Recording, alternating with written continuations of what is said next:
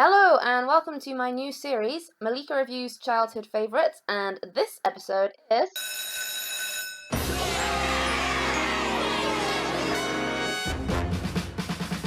So for those of you who don't know, Recess is an American cartoon about a group of 4th grade kids and basically just shows all their adventures and everything. It's really great. So although the show has a lot of minor characters, there are 6 main characters and I'll introduce them. First of all, there is Vince. Ooh, I'm quivering in my high tops. Okay, that's enough. You're welcome. So as you can see, Vince is a pretty cool kid, but he actually uses that coolness to help other people out, which is really nice. And he also looks up to others, especially his big brother Chad. Face it, Vince, there's nobody cooler than you. Oh yeah? What about Chad? My big brother. Chad's the coolest guy this school's ever known. And then there's Mikey. It's my dream, guys, to protect and serve, to be respected by all mankind. So Mikey is the big softie with a heart of gold, but is actually quite, pessimistic sometimes, which is a shame because you'd expect him to be so hopeful all the time because he's so poetic, whereas he's often very down on himself. But who am I kidding? It's just a fantasy. They never take me. Then there is Spinelli, who's like the ultimate tomboy. She's a super tough girl, doesn't take any rubbish from anyone. She is like the super tough one of the group. I'm looking for a few good spitballs to shoot at this dweeb. But even though she is this tough one, she's actually got like a really kind heart and she's fiercely loyal to her friends and will do absolutely everything to defend them. Hey, pal, it's his dream. And then you've got Gretchen Grundler. Oh no, Miss Grunky, I'm quite clear on the basic postulate of light and no light, but I'm more interested in the effects of nitrogen-rich soil. So Gretchen is the nerdy one of the group. She's absolutely obsessed with science and anything to do with it, and she's got a completely genius mind. Like, she comes up with so many amazing inventions. But she also loves to get involved with their mischief. Like, she doesn't just hide in the shadows with her scientific brain. She really uses it to help them with their escapades. Put some velocity on that stinking sphere! There's also Gus, who wasn't in the first episode, but has been in every episode since then.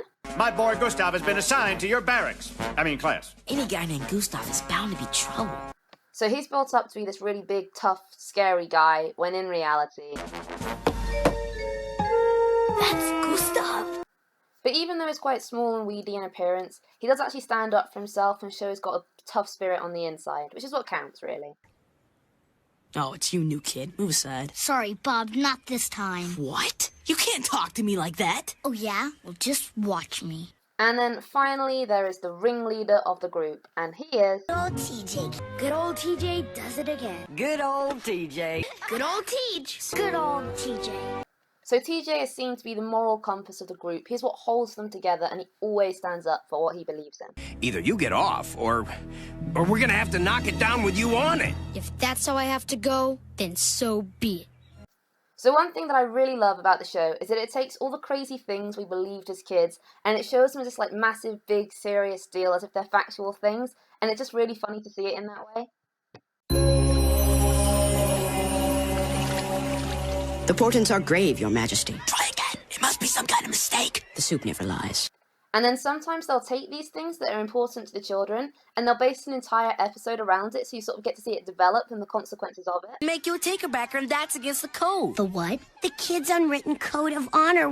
So another thing that's really great about this is the fact they'll take these sort of like crazy things that the children believe and then they'll sort of show it from an adult's perspective, but instead of making it realistic, they make it just escalate and escalate further. So in this particular episode, Gus has been jinxed and the teachers get angry at him because he's not speaking, and in the end they get the superintendents to remove him from the school. And then this happens. Well, what do you know? Another jinxed kid. That's the 3rd one this week. Let him go, Fred.